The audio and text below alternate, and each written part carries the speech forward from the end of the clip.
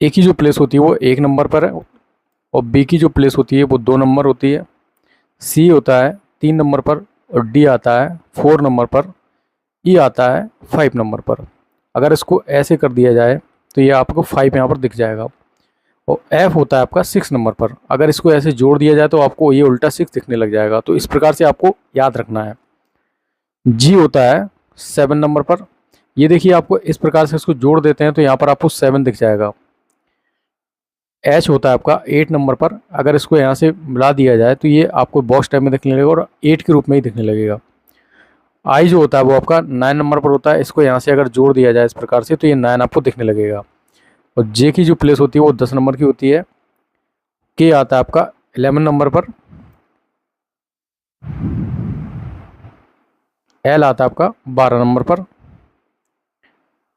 M आता है आपका 13 नंबर पर। एम को आप कैसे आता है सर से देखो, अगर यहाँ पर ये डंडा खींच दिया है तो ये एम क्या है, उल्टा 3 ही दिख रहा है आपको, है ना। इसको ऐसे अगर पलट दिया जाए तो ये 3 आपको दिखने लगेगा। सॉरी, इस प्रकार से अगर पलट दिया है तो आपको 3 दिखने लगेगा, तो ये 13 बन जाएगा। एन होता है आपका 14 नंबर पर। ओ का जो क्रम होता है वो 15 होता है। पी होता है आपका 16 नंबर पर। अब पी देखो आपको इसमें क्या है, आपको 6 दिख रहा होगा। अगर इसमें डंडी लगा दिए तो आपको ये 16 दिखने लगेगा। क्यू होता है आपका 17 नंबर पर। आर होता है आपका 80 नंबर पर। अगर इसको ऐसे जोड़ दिया तो आपको इसमें भी आर दिखने लगेगा और डंडी लगा दिया है तो 18 दिखने लगेगा। एस होता है आपका 90 नंबर पर। टी होता है 20 पर। T20 सुना होगा। यू 21 पर।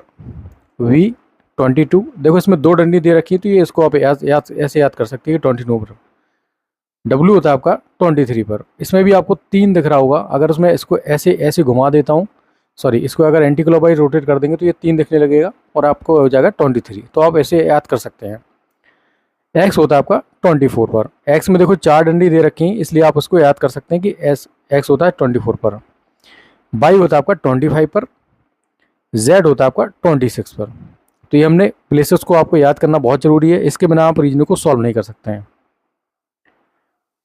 तो अब हम बात करेंगे जो अपोजिट्स जो पेयर होते हैं उनको कैसे याद करना है। देखो, तो ए के जो अपोजिट अल्फ़ाबेट होता है वो जेड होता है। बी के अपोजिट होता है वाई। सी के अपोजिट होता है एक्स। डी के अपोजिट होता है डब्लू। और ई के अपोजिट होता है बी। ईवीएम, ईवीएम सुना होगा ना, तो आप इसको ई से ऐसे याद कर सकते हैं। ईवीएम में जो बी आता है ना, ईबी, उससे याद कर सकते हैं। ई के अपोजिट होता है B.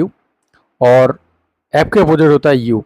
Fast and furious movie देखी तो उसमें फ्यूरियस क्या है, एफ यू को आप उससे याद कर सकते हैं। जी के अपोजिट होता है टी। जी टी रोड सुना होगा ना, तो उससे आप याद कर सकते हैं। एच के अपोजिट होता है एस। आई के अपोजिट होता है आपका आर। और जे के अपोजिट होता है आपका क्यू। के अपोजिट होता है पी। तो के पी आपने नाम सुना होगा, के पी आप इसको याद कर सकते हैं। एल के अपोजिट होता है ओ। एम के अपोजिट होता है एन। That's it. इतने ही पेयर्स होते हैं ना आपके, ये 26 लेटर हो गए, बस इतने ही तो पेयर्स होते हैं। इसके बाद एन के अपोजिट एम हो जाएगा। तो इस प्रकार से आप याद कर सकते हैं। अब इनको कैसे याद करना है देखो, एक तो मैंने बता दिया आपको जीटी वाला कंसेप्ट, जीटी रोड होता है। एक फास्ट एंड फ्यूरियस वाला एफ यू हो गया, ठीक है। तो इस प्रकार से भी आप याद कर सकते हैं। और देखो ये होता है ना एल ओ बी, एक लब करके होता है जिसमें आपको एल का अपोजिट होता है ओ और बी का अपोजिट होता है ई, ये हमने पढ़ चुका है। या फिर आप इसको ईवीएम से भी याद कर सकते हैं। तो इस प्रकार से तो कुछ ये हमने अपोजिट लेटर्स के जो पेयर्स हैं उनको याद कर लिए। अब एक चीज़ और होती है यहाँ पर इंपॉर्टेंट, देखिए कि इनका जो अपोजिट लेटर्स का जो पेयर होता है ना, उनका जोड़ का जो जोड़ होता है, योग होता है, वो 27 होता है। जैसे ए आता है 1 पर और जेड आता है 26 पर, तो ये 27 होता है। तो इससे भी आप अगर आप भूल भी जाओ तो आप जल्दी से निकाल सकते हो। मान के चलो आपको एल का निकालना है, तो आप भूल गए कि एल में एल को कैसे निकालेंगे, तो एल आता है आपका 12 पर। इसमें आप क्या जोड़ दोगे कि आपको अपोजिट लेटर है, तो आप इसमें 15 जोड़ दोगे तो आपको 27 ऐड हो जाएगा इसमें, तो 27। तो इस प्रकार से आप याद कर सकते हो। तो इसमें क्या आ जाएगा, एल एल आता है 12 पर और ओ आता है कितने पर, 15 पर। तो इस प्रकार से इनका 27 एडिशन हो गया। तो आप क्या है इसमें इसका अपोजिट क्या हो जाएगा, ओ। तो इस प्रकार से भी आप निकाल सकते हो। चलिए कुछ और इंपॉर्टेंट कंसेप्ट को जानेंगे। देखिए जब भी आपको जोड़ या घटाने के लिए बोला जाए, मान के चलो आपको अगर आपका जो आंसर है वो 0 आता है या फिर 26 आता है, तो ये आपका क्या बनेगा, जेड ही आएगा हमेशा, ठीक है ना। 0 पर हमेशा जेड होगा और 26 पर जेड होगा, तो ये आपको याद रखना है। अब मान के चलो आपको बोल दिया जाए कि एग्जाम्पल होते हैं कि सी में आपको 10 घटाना है। सी में से आपको 10 सब्सट्रैक्ट करना है, तो सी में से 10 सब्सट्रैक्ट करने के बाद में क्या मिलेगा आपको, तो ये इंपॉर्टेंट कंसेप्ट आपको याद होना चाहिए। तो कैसे निकालेंगे, देखो सी आता है 3 नंबर पर और इसमें जोड़ दो आप 26, ठीक है, ये कितना हो जाएगा 29, इसमें से घटा दो आप 26, सॉरी 29 हो गया। अब इसमें से 29 में से आप 10 घटा दो तो ये कितना आ जाएगा 90।